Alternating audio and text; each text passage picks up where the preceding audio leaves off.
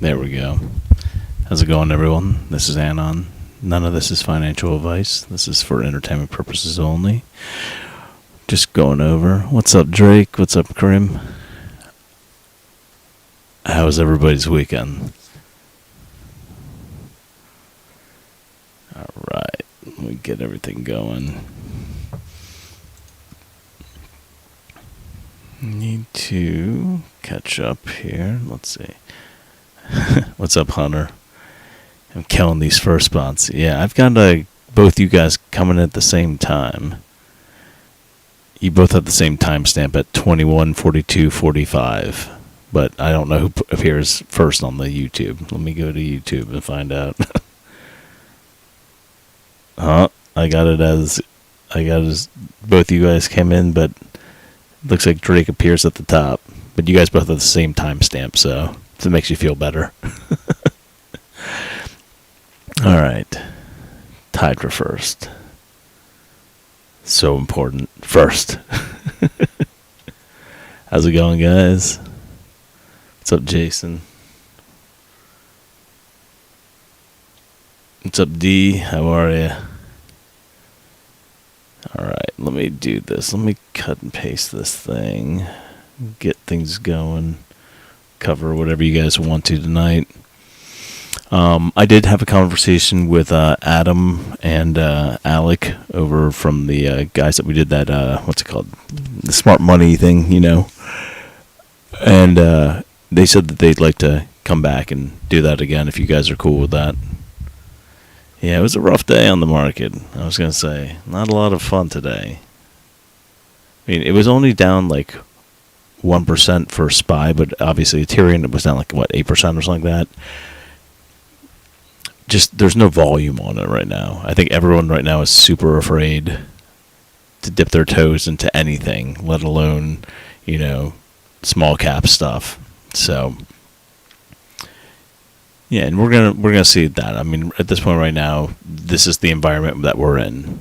So, all right, you guys can hear me, right?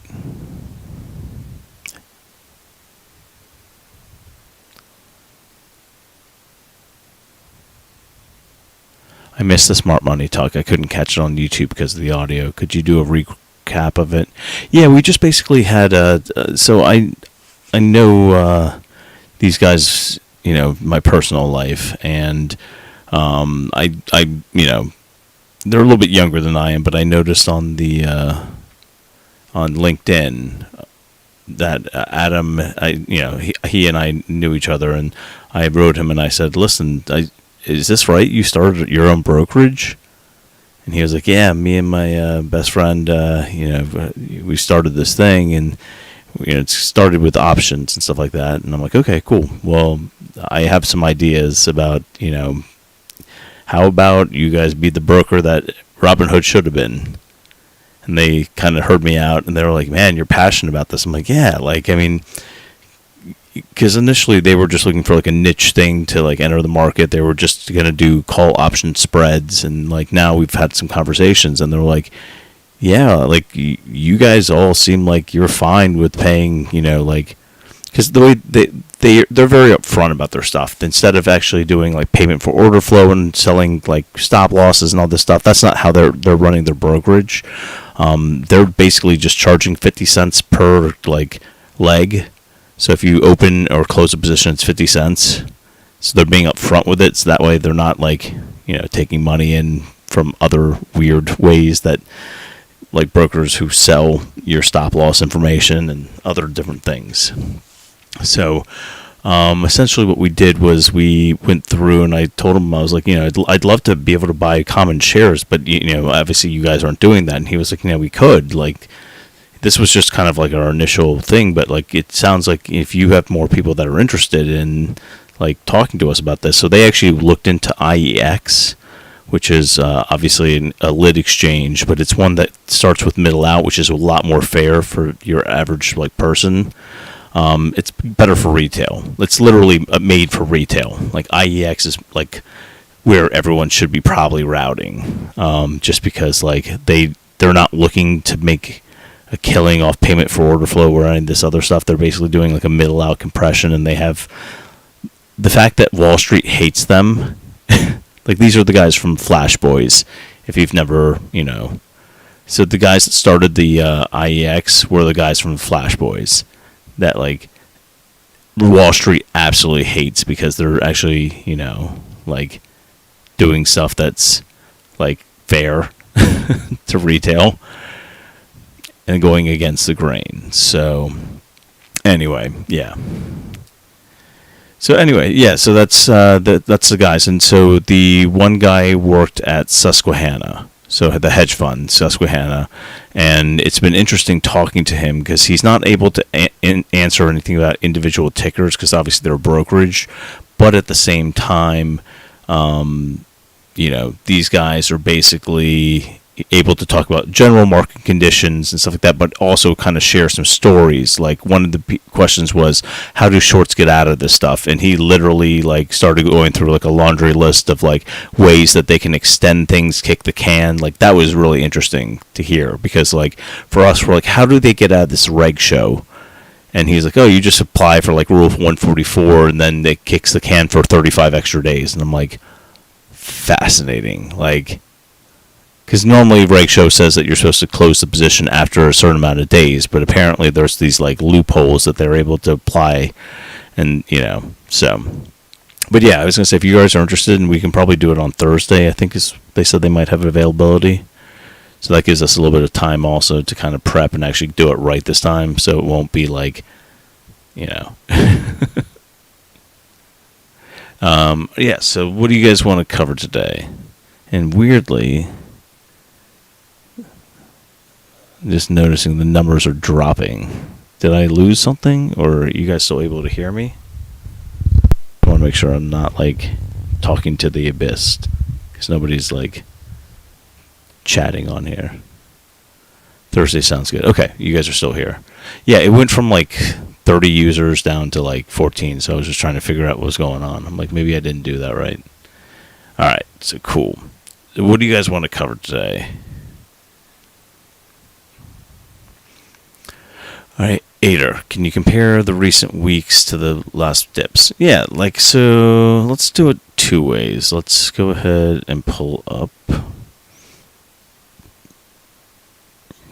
I think I have it on here. Let's see if it comes up. We're not going to do it right now. Alright, so let's go back to kind of the last squeeze, right? So this earnings right here was a beat on Aterian. And this is where I wanted to just kind of point out something, right? So Aterian had been basically in a, like, just absolute, like, free fall, right? So you went from $48, $48.99, so $49 a share. And it just constantly was dropping, right? Shorts piled in around here. You had this massive drop, dead cat bounce, just down here, going, and people were like, "Where's the bottom for this thing?" Like, they bought it in the 40s, and all of a sudden now it's in the 20s. Now it's in the teens. They have earnings, right? And so they did the same goodwill impairment, that thing that they've been doing, which is making the earnings per share look worse. But this was actually an earnings beat, so they actually did decently on this earnings, but it didn't matter. They still scared the crap out of retail, gapped down, pushed it down into this range. 304 was the most recent 52-week low, and then it squoze. Like, this is when retail started coming in, and it just basically hit the bottom or top of this like loading. That was a spring. It went all the way up to 20. Double top, basically. Not even double topped. It basically went up to like 16 the second time, or 16 or 17, I think. And then it got pushed back down.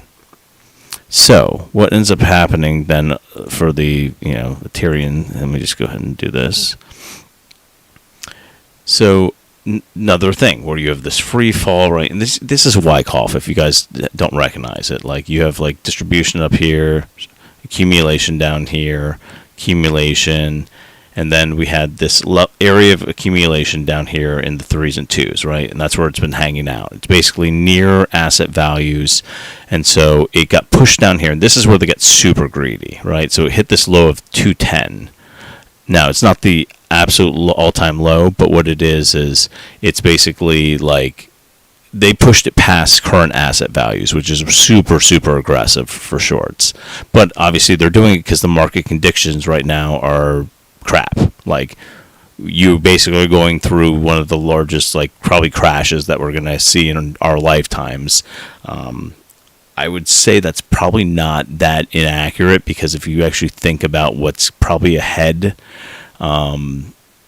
we've got really high inflation. We've got bubbles all over the place because of the quantitative easing that went on way too long.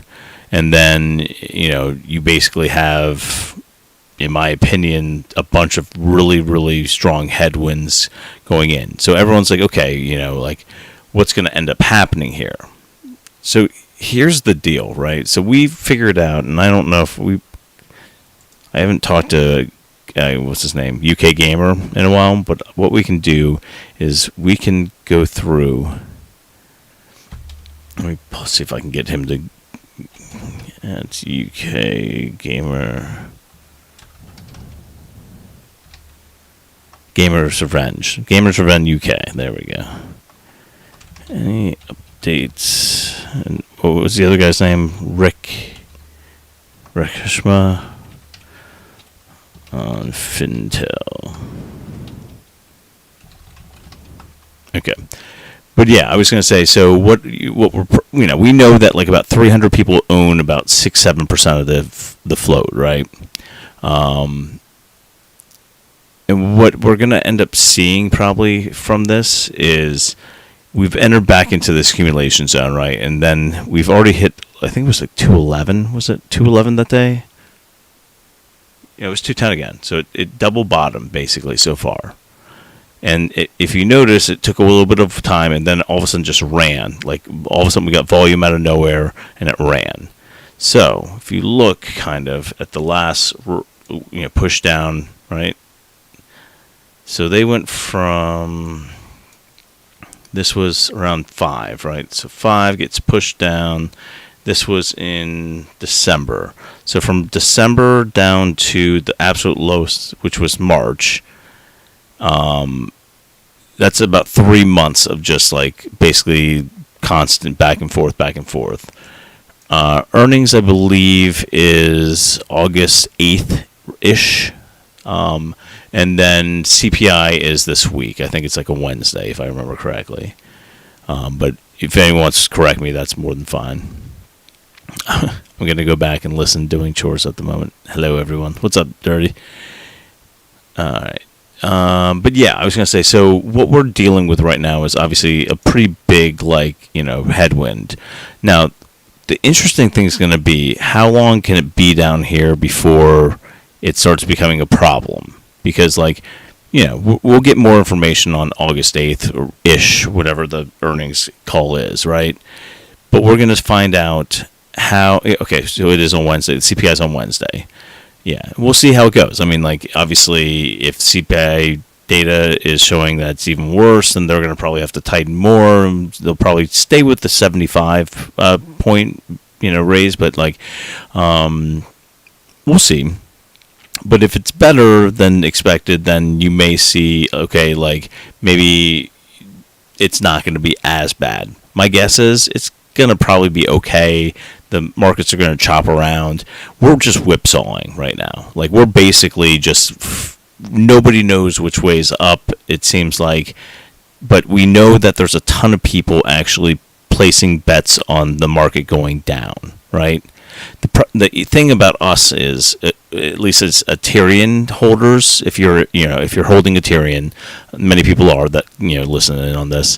What you end up seeing is we're already close to the bottom. So how much further can they push it before it becomes super, super cheap, where people start increasing and averaging down? Because we already did the math on this the other day, but I can show you guys again. If you go on, we can pull up the Aterian balance sheet, and I can show you guys that based off of our shares outstanding and all that stuff, it gets to a point where I think you're in the ones that like it just doesn't make sense that like you would make more money buying it and the company closing and then liquidating everything. So there's going to be a line in the sand at some point where it just becomes so undervalued that probably people will take flyers on it because it doesn't seem to be, they're having a hard time actually pushing this stock all the way down, and retail keeps popping up and becoming a pain in their butt for them. And it goes through, cycles, but like this stock, I believe, is being really manipulated because what I think happens is I think they push the stock down, they let it run back up, let retail FOMO in, they push it down, they let it run up, they push it down because they don't make money when it's down here, right? Shorting at 2 to 1, you're not making that much money. Shorting it from 7 down to 1 or 2, you make some money. So they have to let this thing go back and forth and yo-yo it, or else they're not going to make as much money because they're not going to get to zero at this point right now. Like the company still has a good amount of cash. They already have, the private placement that they already did. So the question is, can they weather the storm long enough?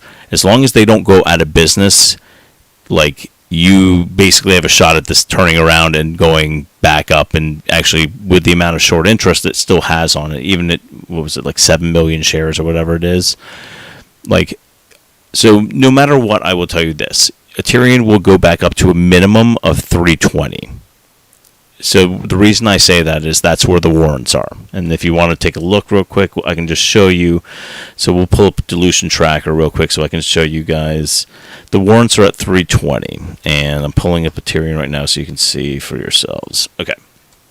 Because remember, Sean over there has given us permission to use this and show off his thing, and we do have a discount code if anyone's new and is interested in this product. But this is one of the few ones that we actually allowed on our Discord, just because I think they're doing a good job, and it's a very nice visual way of kind of showing dilution, showing kind of like really important information all in one place. So I think they have a good product for what this is. So what I can show you is this was the overall dilution. You still have these warrants sitting here, about 12 million warrants, right?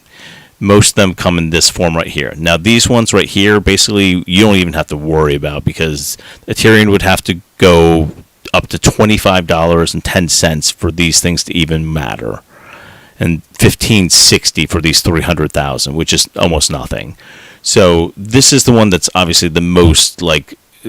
I shouldn't say that. I should say this is the one that's going to be most relevant for this like near-term thing. Because if the stock ran up to 25, I'm pretty sure everyone here would be ecstatic, or even 15. But look up here, 7 million shares, right? And the exercise price is at 320, right? So this stock needs to be above 320 for them to even get to these 7 million warrants. So minimum, you're going to see a run up to at least 320 at some point after September. So don't freak out is what I'm telling people, as far as like this stock will minimum get up to 320, and they'll probably try to get it even higher there just to give themselves some room. So, if you can get your average down to, basically below 320, you're going to probably make money. Wonder if they're letting it run up to get people to sell. They keep doing it. Yeah, their goal right now is they need to get retail out, but they can't, like, they know retail is still like holding on to the stock. So they'll give people like chances to get out. And so what they'll do is they'll shake this back and forth until hopefully all retail gets out, and then at that point hopefully they can drive it into the ground. That's what the goal for the shorts is. But I'm just telling you, every single time you see this get pushed down, what ends up happening is it gets pushed back up, because they need to basically yo-yo it or they can't make money. So this is a very normal thing. Yeah, I mean, but this happens for a lot of small caps. Like, I can bring up like tons of these things that basically you will watch them yo-yo and you see them get pushed down. So, like, even if people sold, a lot of people would know what's up and then buy the dip. Yeah, I mean, that's what some people have been doing. They've been basically playing Tyrion up and down and making money on it both ways. I mean, that's what the hedge funds are doing. So, All right. So anyway, there's that. So going back, we need to understand what the SPY is doing as well, right? So, excuse me. Here's the level everyone's been eyeing. It's sitting there right near us, right? We got close to it here. We bounced back up so far. But obviously today was not, it wasn't a huge move today, but the large caps got kind of like, got nailed down. Like, I think, like the big ones, right? It was like Meta, like, who were the big guys that got nailed down today? Let's see. Meta, how did they do today? Meta was down almost 5%. Nvidia was down 4%. Let's see. Who else was taking a beating today? Google, down 3%. Apple was down 1.48% today, because they have some announcements, I think, that actually didn't do as bad.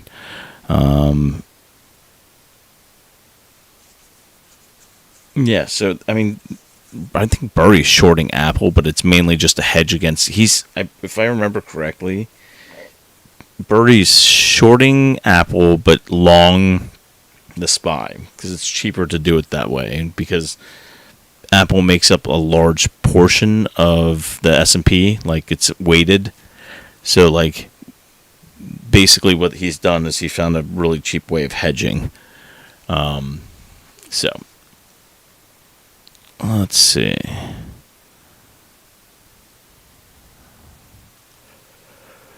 Yeah, so those guys took a beating today.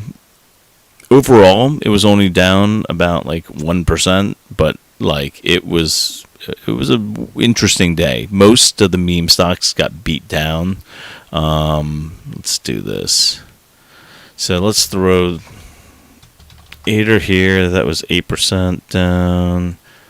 Let's throw... Who do you guys want to throw in here? GME? GME actually was up. AMC... Let's try AMC. AMC did okay today, right? Yeah, AMC was up slightly. Let's see. Rev was down 4%. DTC was down 8%. Who are some of the other ones that we've been watching? Redbox was down almost 8% also. Who are the... Give me some other tickers. S&DL, they were down almost 7%. So yeah, like you can see which ones are really being shorted and which ones are being pushed down. Let's take a look also at Fintel, because we can see which... Yeah, Vroom. We need to get Vroom in here. Vroom did not have a great day either. They were down another 8% also, like almost as much as Aterian, who had a rough day.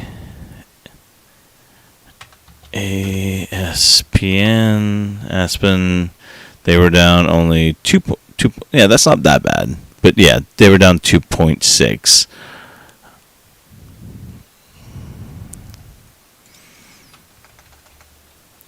Lev was down 6, almost 7%. Is that right? I can't see. 6.85, something like that.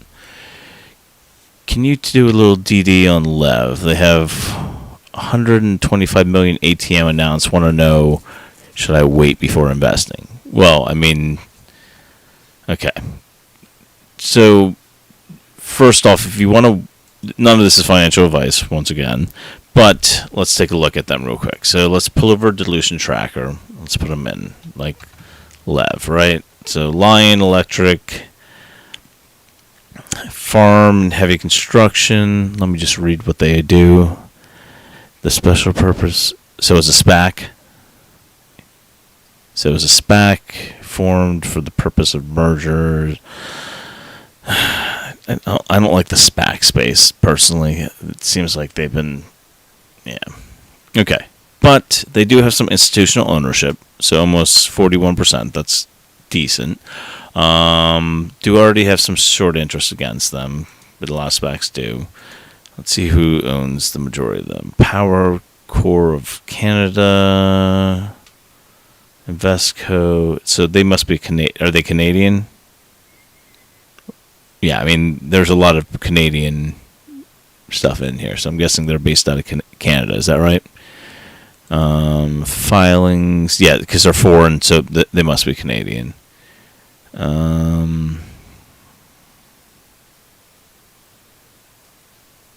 right.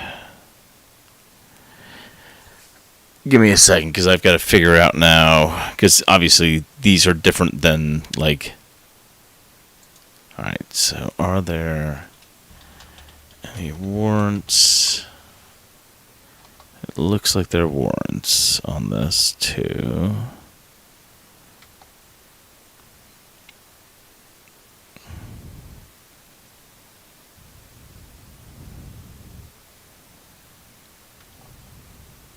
Alright, so there's warrants on these as well. So you've got an ATM and you have warrants. Personally for me, what I would do is I'd be waiting till some of the dust settles, because what's going to end up happening is when you dilute, when they're raising money, the stock's going to go down. So you're better off actually, waiting. You don't want to buy during dilution. That's usually not like a great plan. I mean, if you're fine, you're patient, you just want to average down across time. But, like... Okay, let's see.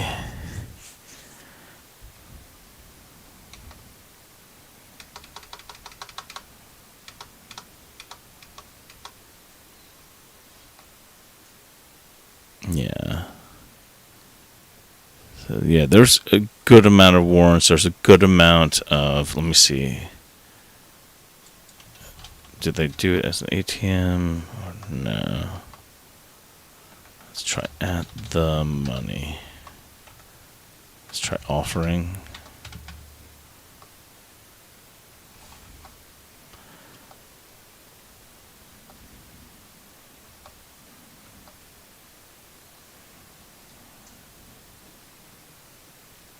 Okay, let's see.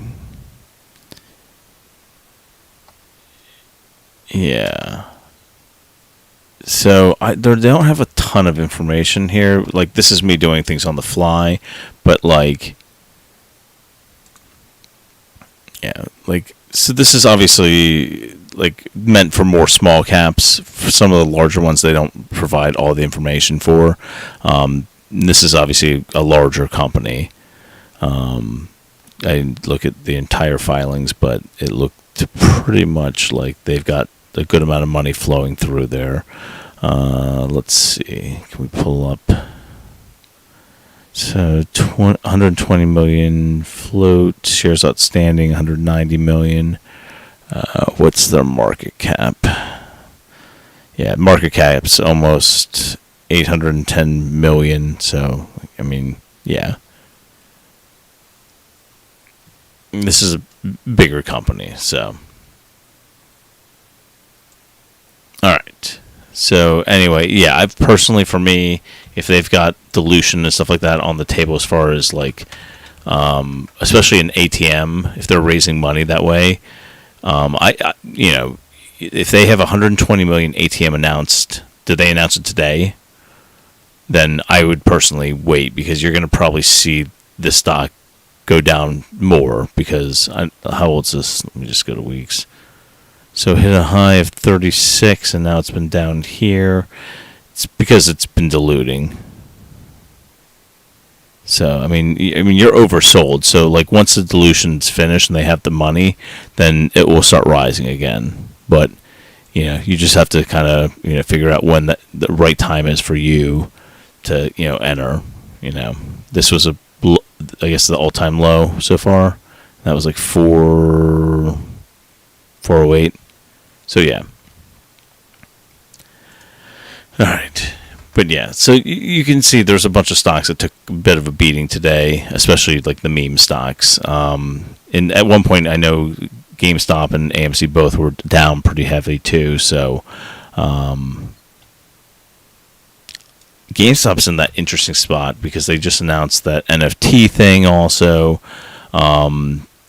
They've got the 4-way split coming up. So yeah, I was going to say, personally, I'm interested to see what happens after the split because I think I told you guys the concept behind this, and most of you understand this, which is essentially, all right, so say, for example, you've got a 4-to-1 split, right? So that means everything else is going to be, multiplied by the same factor. So, like, if you have, let me pull up Ortex for you guys real quick so we can kind of just show you. All right, so pull up Ortex over here, and we'll just pull up GME. Yeah, July 22nd regarding GME. So we already know a couple things, right? So look at utilization. It's been locked since February 8th, and that's the same thing with AMC. So they've been basically locked at 100% utilization. They do not have a lot of liquidity in this stock. And mainly I think it's because people, apes have been DRSing their shares, so they're taking ammo away from the DTCC. So, GameStop's leading the way on this. I really had wished Aterian holders actually had done this because, that would have been really interesting to see because I think at points Aterian holders owned probably the entire float, but most of the time they were very impatient, and so if the stock went down in price, they didn't, and none of them had DRS. But telling people to DRS is a tough thing because it came with a side, which was with GameStop you could still buy and sell shares. With the Tyrion, you were basically locked out and for at least a day or two from selling, and so that was the main reason why a lot of people didn't DRS their shares.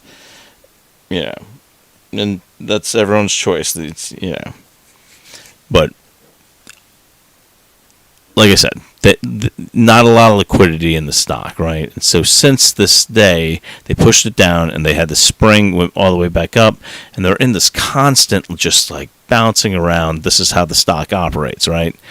So we finally saw the cost of borrow rising now with the stock, which we haven't seen in a long time. Like when I talk about a long time, I mean you can go back in history and notice that like this was pretty squeezed. So let's go to where the squeeze happened, which was here, right? No, it's here. Right, so like you had this utilization at 100% from September all the way to January. Right, so that's a long time for 100% utilization, right? So, and if you notice, the cost to borrow started rising during this time also, got into the 30s, and then quickly dropped off, right? Right, so it dropped off, then you start seeing it coming back up now. And so, as you see cost to borrow, and you see down here, 100% utilization again, right? So something's going to give at some point, like, but what you see here is 15 million shares. Now times that by 4, right? That's going to be what the new amount of shorted is. But here's the thing: once these split, so if GameStop right now is 130. And it's going to be in the 30s again. Now retail can start buying shares and DRSing them again.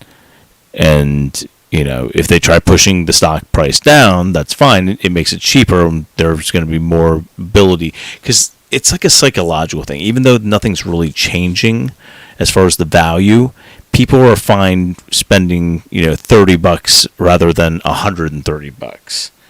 They may only have, but like, these things will add up, and that's what I think they're hoping is that with doing the stock split down here, what they're going to end up doing is they're going to create more buying pressure again. And as that happens and those shares get locked away, this becomes really interesting, because now all of a sudden, you went from, let's just say 15.08 times 4. So now you have 60.2 million shares shorted, right? Still 23% of the float, but you now have retail who are going to be buying again and DRSing these shares. So very interesting what's going on with this stock. I mean, yeah, so the way I believe it was worded is if you own a share of GameStop, then what ends up happening is they will issue you 3 shares as a dividend. Make sure I have that right, but if you own GME, I could probably go to my email. I think I got some GME split. Oh, look at the motley fool. GameStop announced its stock split, and MOA still isn't coming.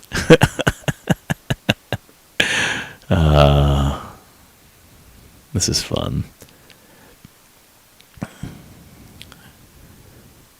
So, let's see. Investors have been waiting since March for the GameStop retailer to announce. Here, I'll bring it over here so you guys can see it.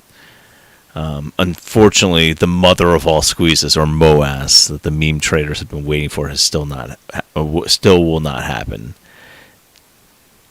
Just because the GameStop split will be in the form of a dividend doesn't mean that there'll be any special impact on short sellers. Yes, they'll have to buy back 4 times as many shares, but they'll be priced lower, just like investors who are with the stock. And that's the same. But the difference is, retail investors will have more buying power. It's still all the same, but psychologically, they're able to scoop up, or even just practically, they're able to scoop up more shares, which could hypothetically be DRS'd. So, it just, once again, it's just numbers. But let's see, special kind of dividend, right? So it will, that's Tesla. By declaring a split dividend, the company is really only changing its accounting and how many shares. GameStop's stock dividend won't affect its cash balances as if it issued a cash dividend, and the split won't trigger any sort of new gamma squeeze on its shares. Yeah, that's all true. But what he's discounting is, and if you make the price lower, more people can afford it. It's like buying Amazon at $3,000. Most people can't afford that. When you make it $100 a share, more people will buy it. That's how it works. How do the shares issued work if there are synthetic shares?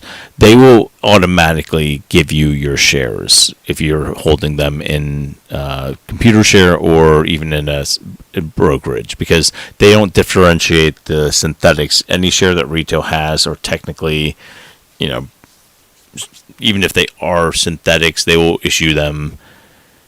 This is what could cause a scramble, essentially. Like if you were issued a synthetic, but they know that they have to give you these other shares as a brokerage, this is what people are hoping will send this on a wild goose chase.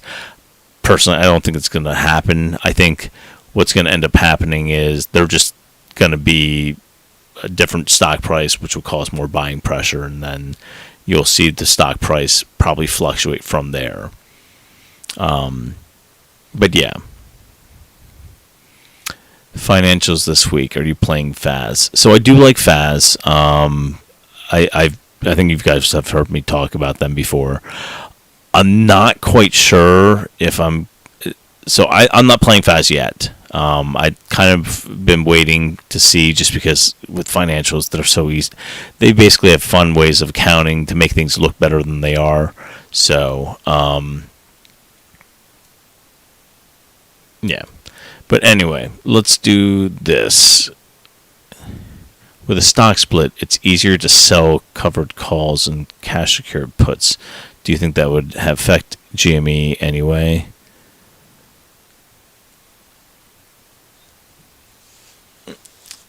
Let me think about that. Nothing technically changes as far as like the gamma or like all that's happening is the numbers change. I don't know if I'd say it's easier to sell covered calls or cash secured, but I mean it's easy now. You can just hit a couple buttons and you can do it. I'm not sure what you mean by it's easier to sell covered calls. You can sell a covered call right now on GameStop or AMC or any of these things, or you can buy or sell a cash secured put as well. I don't think there's going to be essentially the only thing that's going to happen is the price has changed. Monetarily, it nothing changes overall. Like all the accounting is going to be the same. It all will match up. It's just the numbers are now different. As far as what was once 130 is now going to be like 30. So, but yeah, I think GameStop's in an interesting spot. You need at least 100 shares. Now it's cheaper to get. Okay, I understand what you're saying now. Yeah, I mean, in some cases, yeah, that would be easier to do that. So, I saw some DD on Reddit. Someone did DD on the VIX saying it will fly by the end of July. That's a good rhyme. What do you think about it? So, here, do you guys understand the VIX and how it works?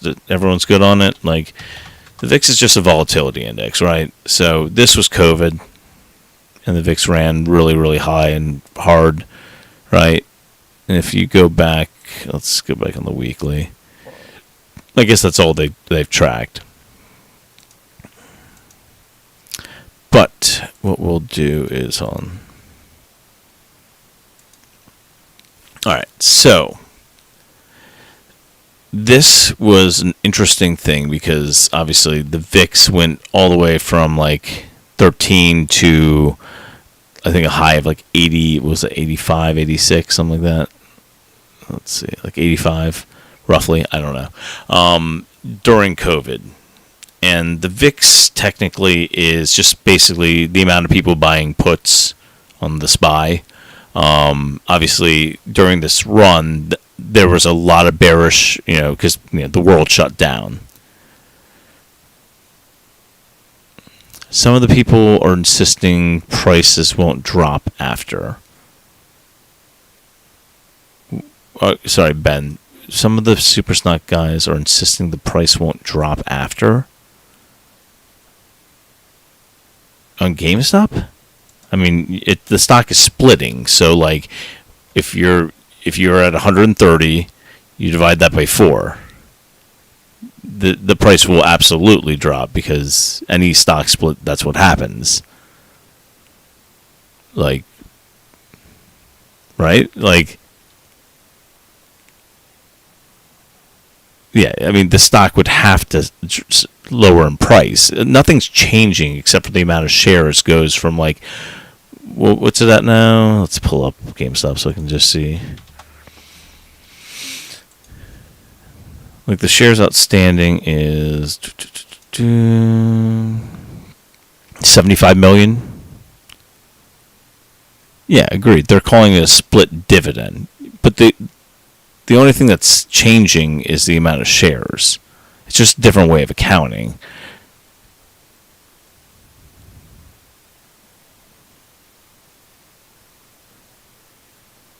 The price will 100% drop, but the apes could push it back up to 100 before shorters know what the hell's... You're assuming that apes have lots of money to do that. Like, sure, like there's going to be buying pressure that's going to go on to the stock. But here's the thing, right? Well, most retail stuff goes off exchange, so they're not really buying. Like, sure, if thousands and thousands of people start buying GameStop all at once, at some point FTDs will start mounting and spiking, and yeah, you're going to see a run. But like making the price lower is going to increase the buying pressure. Yes, that I absolutely agree with. Yeah. Yeah, Amazon went down after it split. Like it's all dependent on people just need to realize the numbers are the only things that are changing. Nothing changes besides, it's just more shares worth less money. Like nothing overall changed. But the one thing I will say is if Amazon all of a sudden is in the 30s, people can buy more shares. And so, yeah. Because think about this. All right, so I think here it is. So GME has 75 million shares outstanding, right? 75.74 million.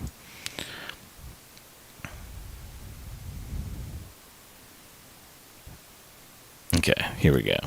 So let's do it this way.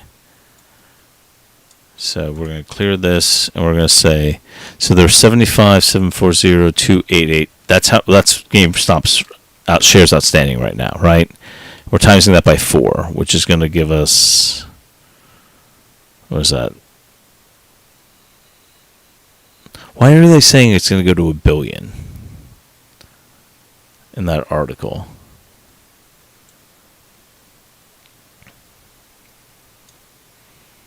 Let me go back up.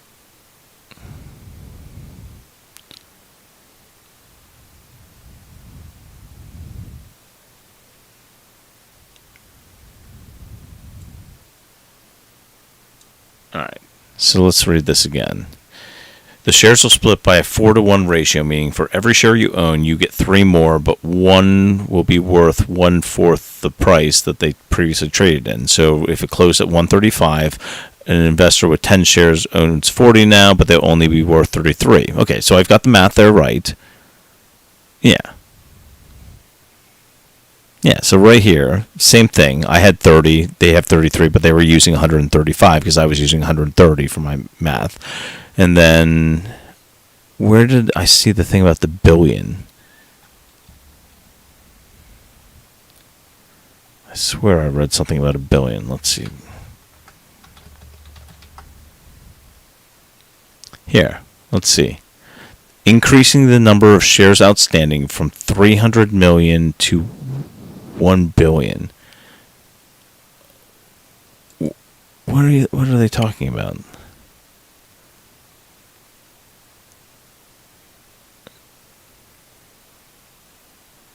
$300 million to 1 billion.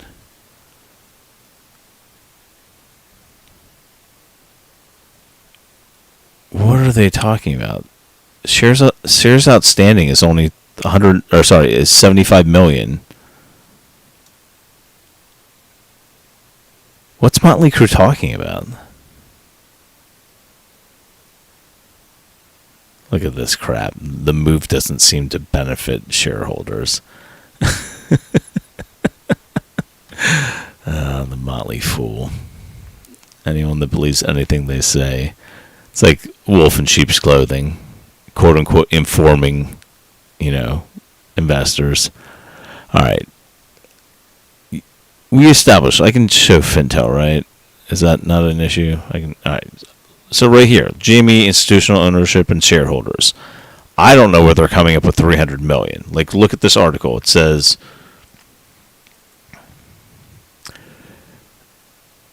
the video game retail dramatically increased the number of their shares outstanding from 300 million to 1 billion with the goal of splitting the stock.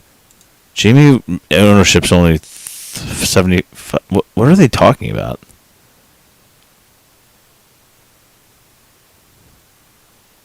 Am I wrong? Like, I'm not crazy, right? Like, GameStop doesn't have 300 million shares outstanding. Yeah, here's Ortex. So, are they just talking shit because... Right? Look at that. Shares outstanding.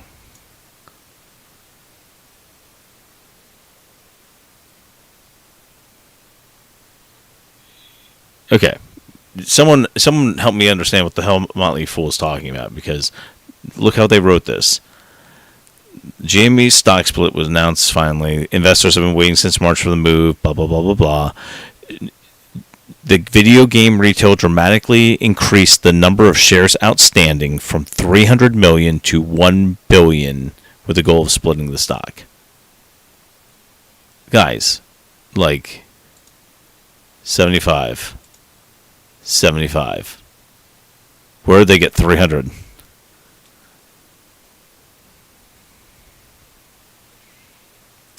After the 4-to-1 split, it comes out to 300, and then they aren't using the full billion.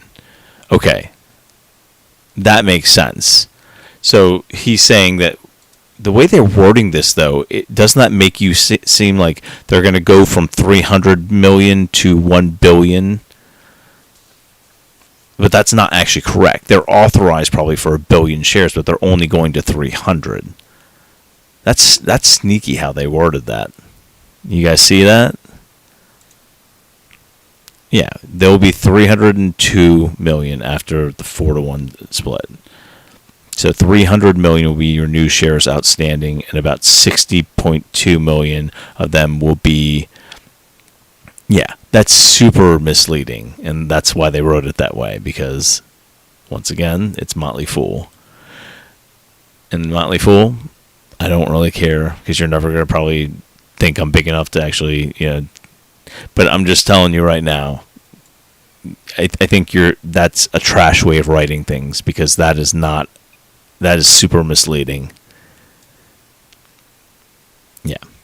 So anyway, you're going to have basically 60 million, right, shorted against the new float, or not float, but shares outstanding, right? So what's going to end up happening, though, when it's 30 a share, they're going to start stacking these things up, like retail will, and they're DRSing everything that moves in that stock. So I always think it's interesting to see if this does happen and they try to drive the price down lower, what's going to end up happening is there going to be more buying power for, so I think it's a good move. I think they should have done it a long time ago, personally, though. Like, the fact that Gamestop is waiting this long to do it is honestly, I think it was a mistake. They should have done it when the iron was hot.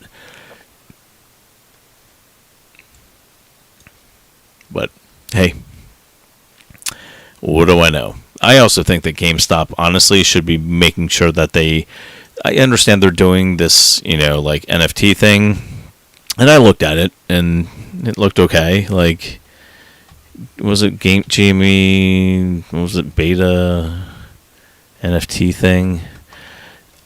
I think maybe this is just me, right? So I'll show you guys if you haven't seen it yet. But power of the players, blah blah blah. They've got all these NFTs, and they're redefining, right?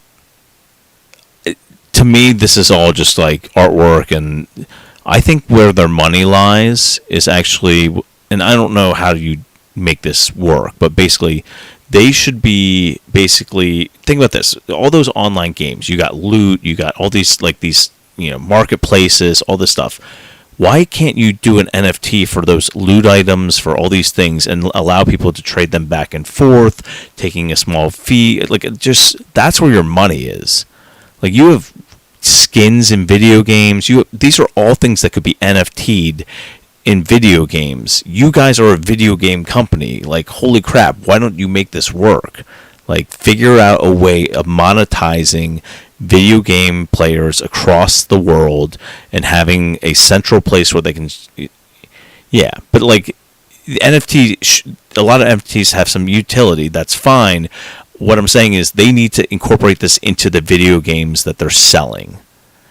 And that they need to become the world's largest NFT for loot, for all that stuff. Like, as someone that played video games, that would be awesome. That you could switch, like, I could buy something or have something in one game and then trade it for something in another. Like, these are all super, super cool things that they could do, and I don't think they're taking advantage of it. And yeah, I'm some, nobody that's just talking about it on the internet, but Yeah, there's, if you scroll down to the bottom of the page, there's NFTs for video games.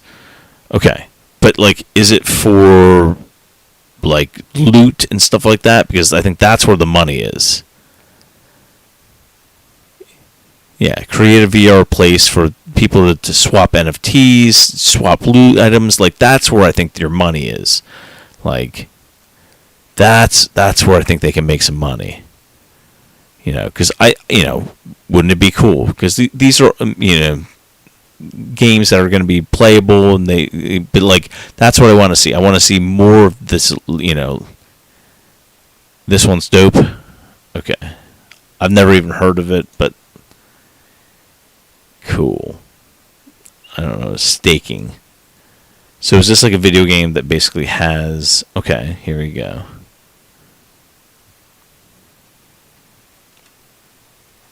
Yeah, see, this is what I'm talking about. Like, get involved in this kind of stuff.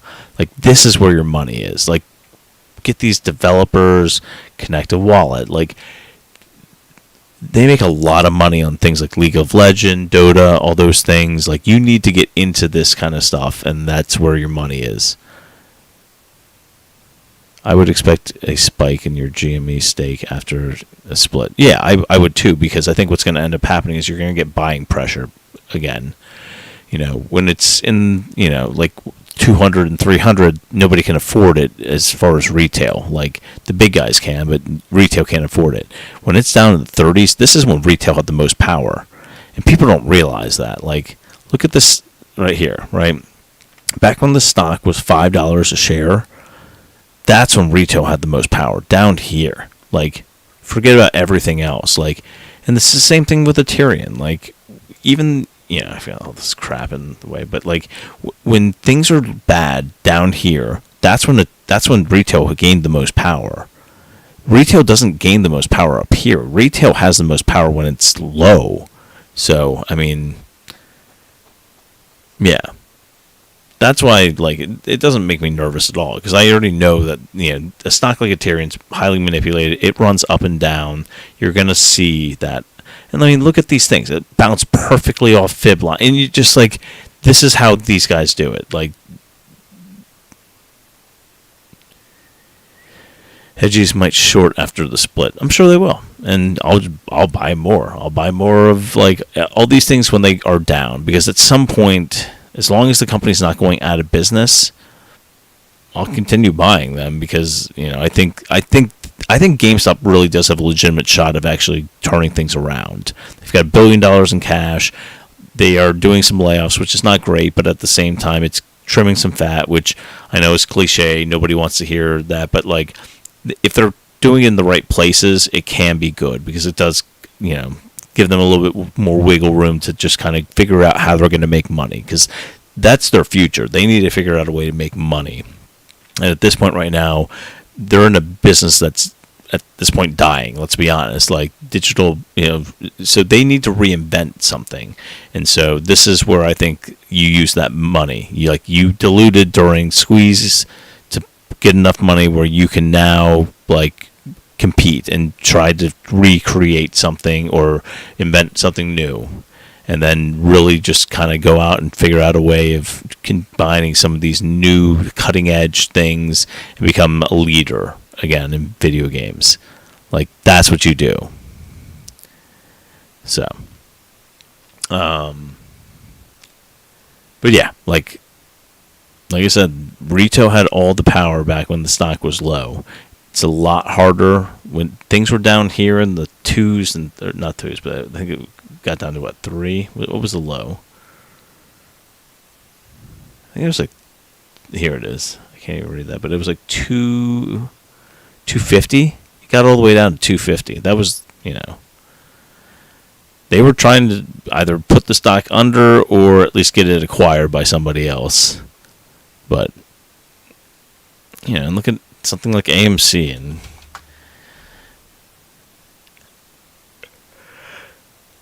brute force. Their balance sheet's not as good as GameStop's, but at the same time, they've got more people. And I know there's a lot more shares, but like, this was brute force. This was just, we can't keep the lid on this anymore, and it popped. and then they try to push everybody out. But like, if people keep holding and people keep buying and averaging down, like, this thing's gonna move again. Like, it's, they've got a lot of tricks up their sleeves, but in the long run, like,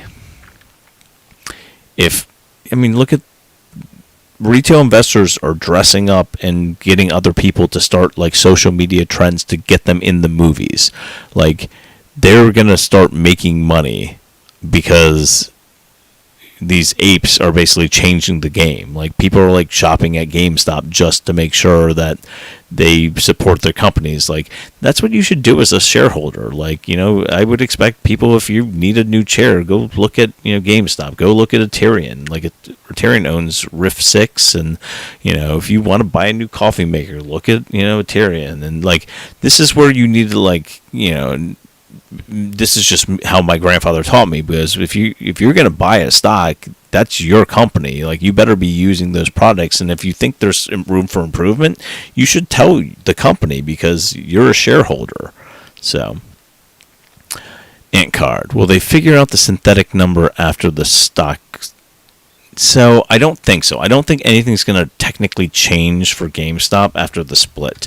The only thing that will probably happen is there'll be more increased buying power, because people will be able to afford more shares in each go, and those shares can be then DRS'd, and but like, it will take a while to buy up the entire float. But that's, I think, the goal for GameStop is, the GameStop shareholders are going, okay, we're going to prove to you guys that this whole thing's rigged, so let's go ahead and do it. Yeah, the DTCC does not want to see GameStop happen. They do not want to see MOAS. I don't think anyone in Wall Street does, because it's basically exposing crime. Because there are all these loopholes, and maybe this is not illegal, but it basically takes away the illusion of a free and fair market. And they already did that once. Yeah, GameStop right now is about 47% DRS'd. You're talking about, like, that's a good amount. Retail investors alone have DRS'd over 15 million shares to computer share. Like, that's impressive. Like, there's never been something like that before. And if they get all the way up, because what's the institutional ownership of GameStop, right? Let's pull it up. Okay.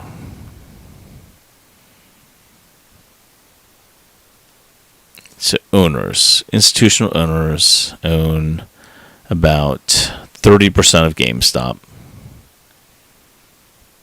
About 22 million shares. So retail is almost locked up almost as much as, it's a 10 million difference, something like that. How much do insiders own? Insiders own roughly. That can't be right.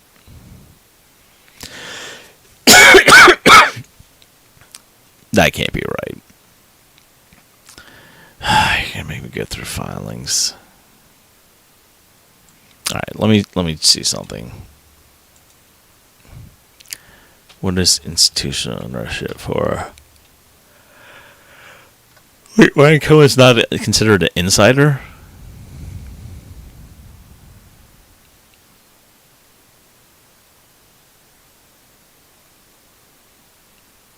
Wait, what? Let's see. Jimmy. Now I gotta do my homework again. Alright, let's see. 75 million shares outstanding. Insiders are...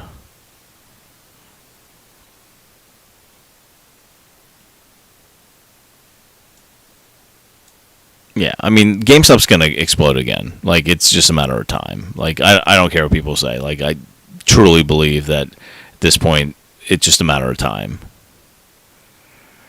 Okay. So here it is, Ryan Cohen. He actually is not the largest shareholder. This Leonard Riggio. Yeah. So those two together own. Sherman's the former CEO. He still owns some shares. CFO. Yeah, Sherman's the old CEO, right? The new one's name is Chris, right? Or no? Is he? Where's he at? What's the new guy at? Here he is, Matt Furlong. He needs to up his game. Yeah.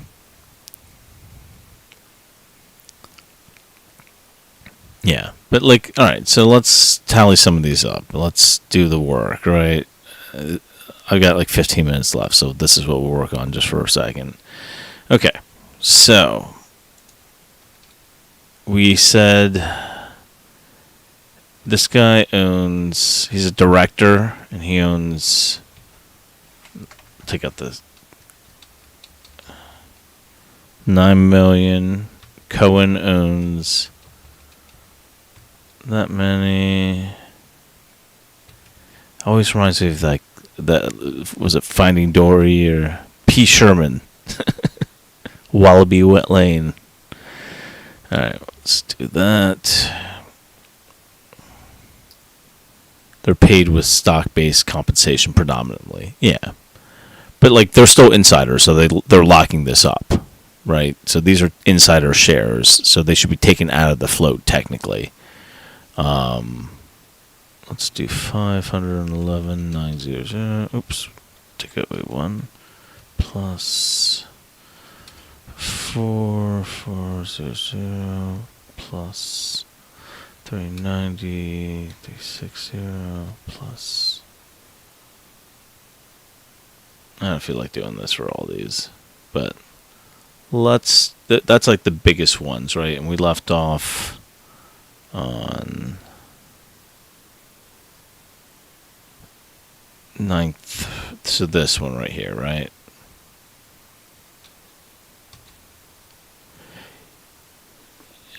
Oh, yeah, sorry. Yeah, so I was going to say Matt has just not received his compensation. Or he's received maybe some of it, and they broke it up into 3 parts or whatever. Sometimes they do that. You're not fully vested for 3 years or 5 years or whatever they want to do. And he may not have been super rich before he came in. He might have been just rich, not super rich. So, all right. So let's see.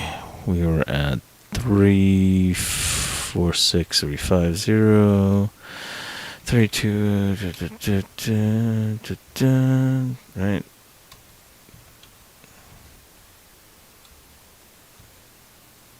When Moon. Which stock? Two.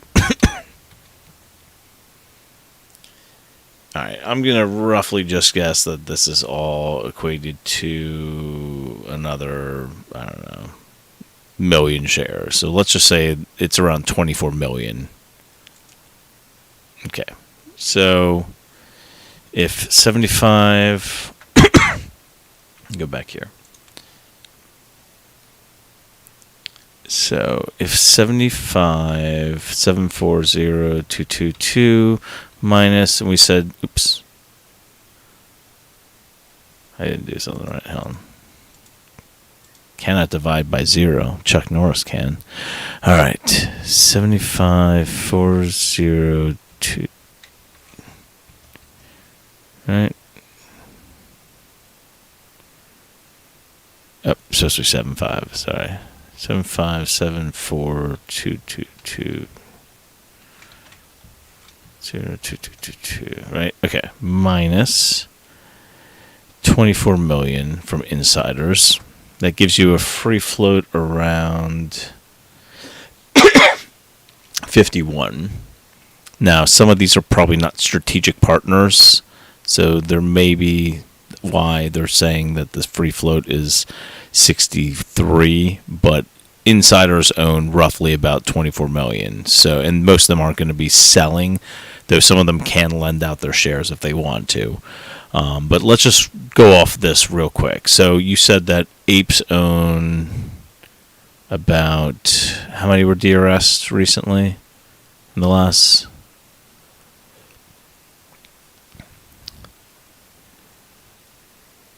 15 million shares, right? So let's take away minus 15 million. So that leaves 36 million for institutions, right? And how much do institutions own on GameStop?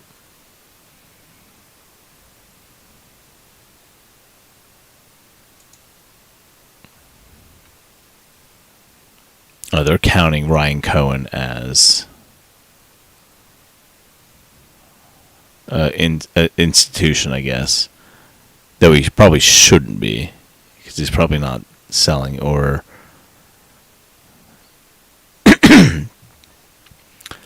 Let's do it this way. Let's do Fintel. Okay, so Fintel...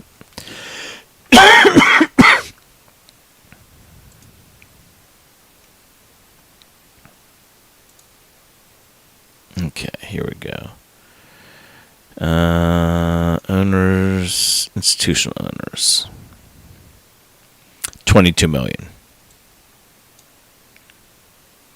They're counting 22 million. Now, if Ryan Cohen's counted in that, we're double counting him then, so there might be a 9 million share difference. But we're going to find out real quick. So if this is 22 million, right, 66084.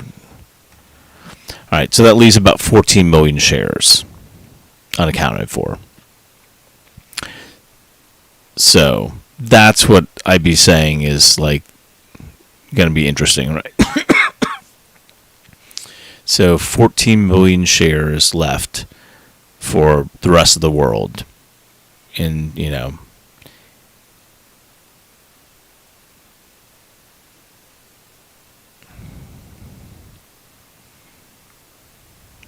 Alright, just reading through. Okay. Yep.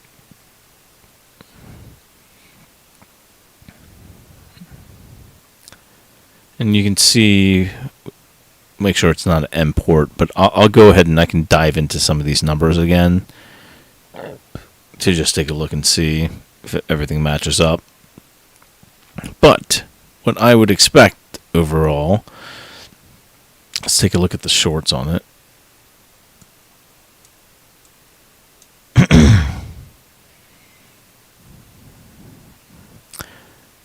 That means that a lot of this is already going to be locked up as far as RC Ventures owns 9 million.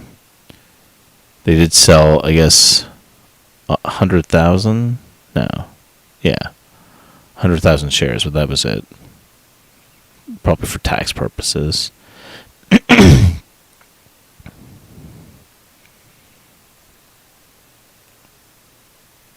So Maverick Capital sold all theirs.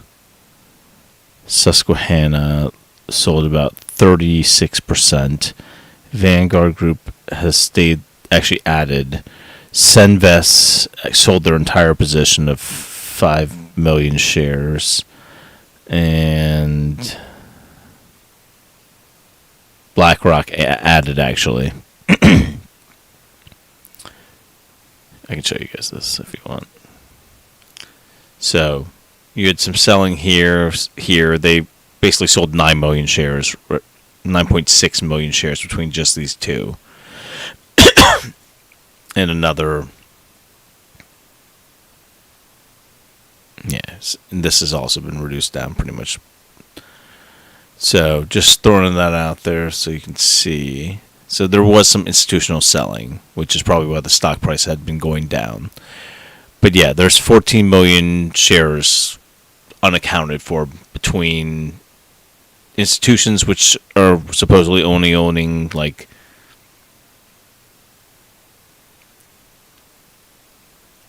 the 9 million shares for Ryan Cohen stuff. I have to decide if I'm going to count them towards insider shares or if I'm going to count them towards... If not, then it's 14 plus 9. So it would just be 23 million shares that are accounted for. But 9 of them would be from somebody that has a very... he's not selling his shares. So, it'd be interesting. Yeah, like, that's a pretty low float number to be playing with. That's why it's probably trading pretty illiquidly, because, you know, this is all you got to play with for the DTCC, because 15 million got removed by apes, and then the other ones are being held by insiders who are not probably playing ball, and then you're left with this after the toots. Now, the toots will buy and sell and do all that stuff, but I just wanted to see what we were looking at. So, all right. So, yeah, there's that. What else do you guys want to talk about? Anything else before I jump off? Get some sleep, and then I'm going to see if I can write some DD tomorrow, at least start it.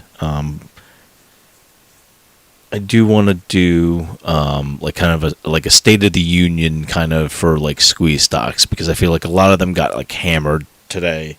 I'd love to actually kind of like, you know, do that as far as like, let's go over all the like stuff that we normally do in these YouTube videos for DD for Reddit. Is there any chance for a squeeze on hold on, let me figure out what that is. Hold on.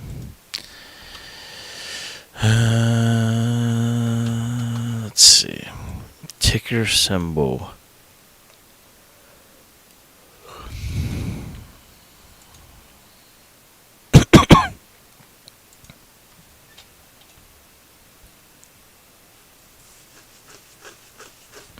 I would like Aterian to do a DRS report on their earnings call.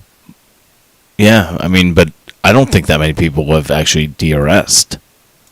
I think like you and I are like the only two that have actually DRS'd our shares.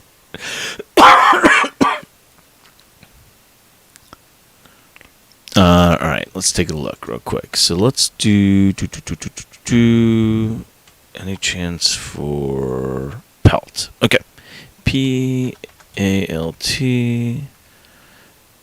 Paltalk. Isn't that the old like web browser that used to be like a ICQ and all that stuff?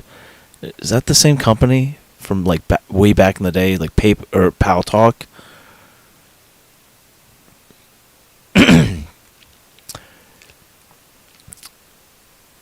Tiny.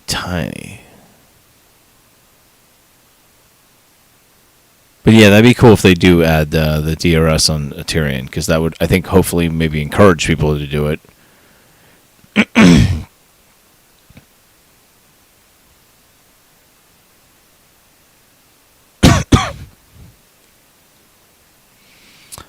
Okay, so it looks like in October of last year, I'll bring it over. Okay. In October of last year, they did a 50 million shelf, right? Likely to use, you know, they were going to use it back then. So if we look in October of last year, and they did. So it looks like between here and basically here, they added another, what was that, 3 million shares, 3 point something million shares, right? And they already raised it, right? Okay. Raisable amount 0. So that's not there. They've already gotten their, you know, the S3 went through $7. Okay.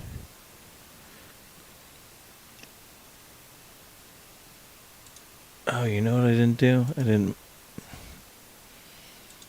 Hold on a second.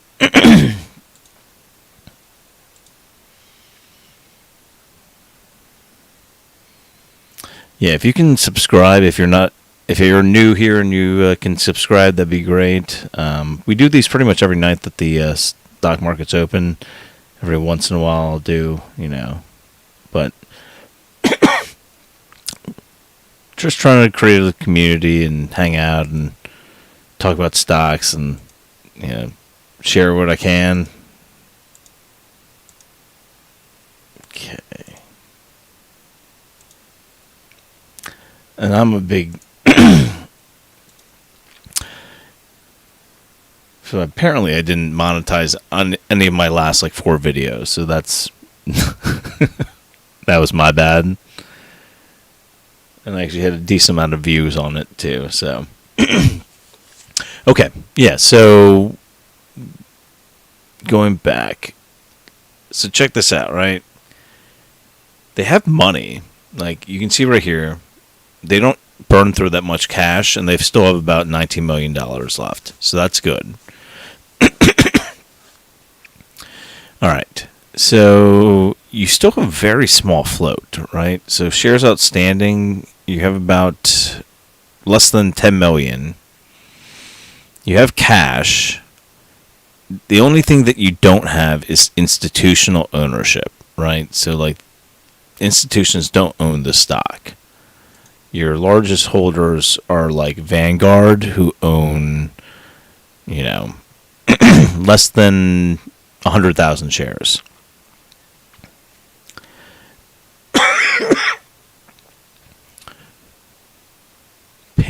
Paltalk and Camfrog.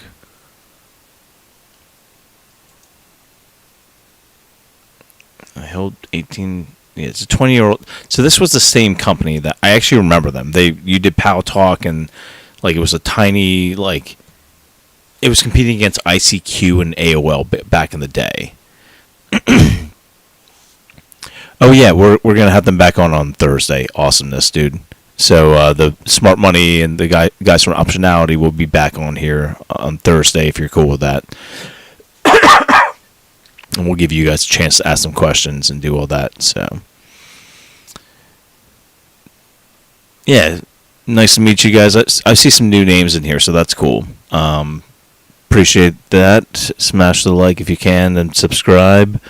I'm not much of a YouTuber. I just come in here and just talking stocks with you guys. But yeah, you get a small float. I don't know why it's saying it's that small, though, because institutional ownership, I guess maybe insiders own a decent amount. They must, because your toots don't own that many. So you're looking at probably 3 million in ownership with a private company, it would be my guess. Maybe that's what that placement was down here. Whoever this was, right? Underwritten, uplist. So they must have about 3 million in insider ownership. 7% short interest. So, I mean, here's the thing, right? Let me go in here and just take a look at...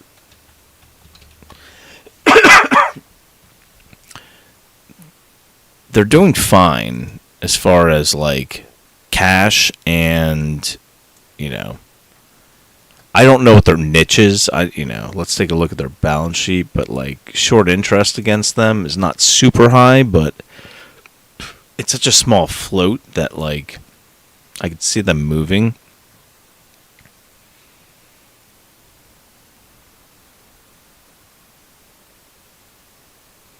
Not a ton of shares in there. The cost to borrow is actually higher than I thought it would be. They have been shorting it recently. You can see right here. These are your the ratio. So this was 60% shorted that day. 64, 69%. FTDs are starting to looks like they had a day where they were having some FTD problems. So, somebody might sniff these guys out and say, this is a very small float, and I'm sure someone like a Will Eden or one of those dudes could just tweet about the stock and it would probably go explode because you don't have a lot of shares, so your FTDs will mount up, and the problem with the retail is they're not willing to buy and hold unless it's something they're dedicated to, like GameStop or AMC, and now in some cases Tyrion and a couple other tickers, but I'm just looking like this. I mean, it looks interesting. Like it's obviously a small float. So right, you've got like maybe like a 7 million float, and then short interest though is not super high, but let's call it between 5 and 7% shorted. But just a small float. So these things can be interesting just because of the amount of you don't have a lot there. Like let's take a look at the financials. Let's take a look at some of these metrics. Okay.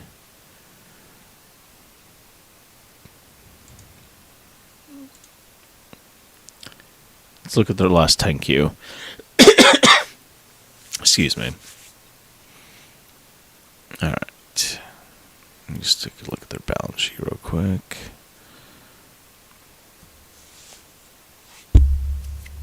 I mean,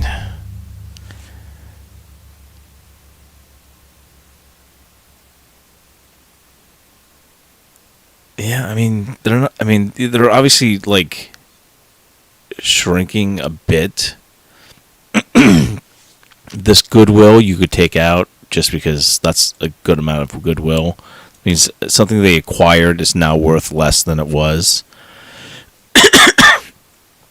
But I mean, yeah, I mean, it's interesting. I don't know what their long-term, mission is, but like that's a very small float. Like super small float. And they're doing fine on, like, they don't have a lot of debt. So if you look here, like, they actually, reduced their liabilities down about 800,000. They also, lowered their assets, but at the same time, even if you called that 21 million, because you take out the goodwill, they're holding a lot of cash. So, like, yeah, I mean, subscription revenue's gone down, so that's not great. Where are these guys big? Like, I haven't seen Pal Talk in forever. It's been like literally like 20 years since I've seen them. I felt like probably wasn't that long ago, but at least like 10, 15 years. Okay.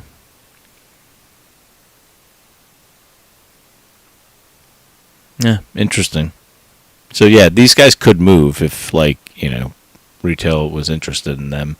Their short interest isn't that much, but just from unbiased, like, I don't own the stock, I'm just looking at it, like, yeah, like, this could definitely move with some volume. Like, if somebody was interested in the stock and, said, listen, these guys have a ton of cash, there's no need for dilution, like, I don't know what the bull thesis on this would be, but basically, like, they're not going anywhere.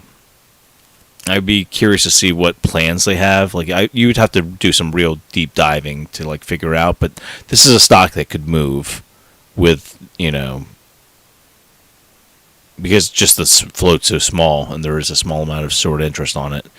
And I think I saw on here that they did actually have a squeeze metric. They did place on the squeeze 139 on there, and they don't have a, the borrow fee's in the 20s, so that's not nothing. So, hey, what's up, Hustle? All right, D, you're going to bed. Thanks, Anon. Have a pleasant evening. Yeah, appreciate it. Yeah, well, I will also be hopping off of here. I hope you guys have a wonderful evening, and hopefully we'll have a better day tomorrow. But yeah, if you want, we'll take a look at some other things tomorrow, and then on Thursday we'll have the guys from Optionality on here, and we'll go ahead and, give get some good questions for them. They'll answer overall market stuff, and they can tell you stories about what they're doing and stuff like that. But it's good to come on here and have a little variety, I think, too. So you guys all have a great evening. If you can, if you're new, hit the subscribe and like button, and I will go ahead and here we go. I will post the link to the free Discord. We have a Discord, and it's fun. And a bunch of people on there talking. So come in and join us. There it is. Yeah, you guys have an awesome night, and I'll see you tomorrow.